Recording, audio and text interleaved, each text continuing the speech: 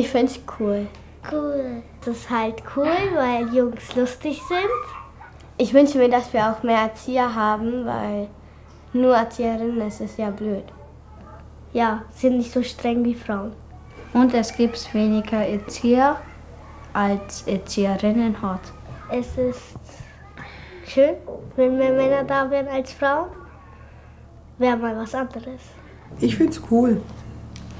Wenn es solche Männer gibt, die es gerne machen wollen, wir machen das ja den ganzen Tag als Väter. Ne? Ich finde es auch toll, also die unternehmen viel mit den Kindern. Ja, warum nicht? Ja. Wenn die, Ja.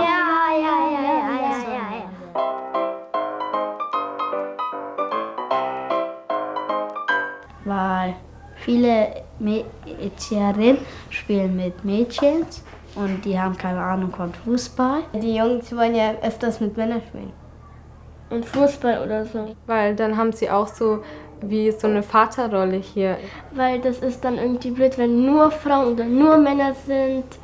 Weil die Jungs mögen einen Erzieher und die Mädchen mögen eine Erzieherin.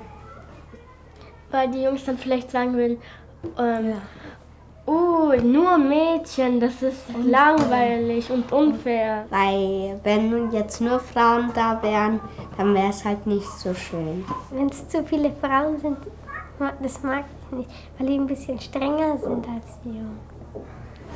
Weil mit den Männern kann man halt gut spielen. Denn ich würde sehr gerne viel früher mit den männlichen Erziehern halt was zu tun haben, denn mit denen hat man viele mehr Aktionen, Vater-Kind-Frühstück und so weiter gemacht. Es war dann halt viel schöner.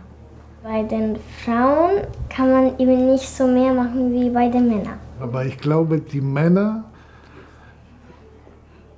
die haben nicht so viel Stress, die sind ruhiger mit den Kindern. Ich denke kaum, dass eine Frau das mit denen machen kann, was ein Mann macht zum Beispiel. Ne? Das finde ich gut. Ein Team braucht da alle beide Geschlechter.